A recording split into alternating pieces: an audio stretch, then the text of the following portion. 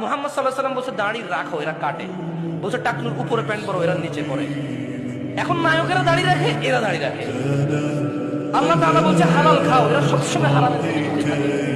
ইসলাম যত কিছু আদেশ করছে, মুসলমানদের বর্তমানে কাজ হয়ে গেছে সবকিছু বিরুদ্ধে চালানো। ওয়াল্লাহি যদি শুকর খাওয়া হালাল হতো, কেউ শুকর খেত না, গরু খেত সবাই।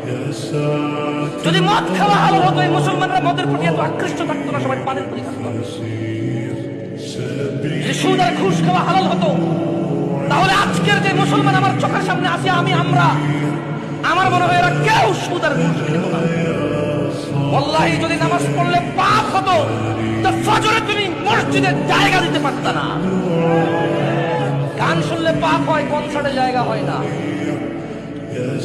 গান শুনলে পাপ হয়, কনসার্টে জায়গা হয় না। সিনেমা দেখলে পাপ হয়, ইন্টারনেটে মিলিয়ন বিলিয়ন ভিউ হয় ওইটা।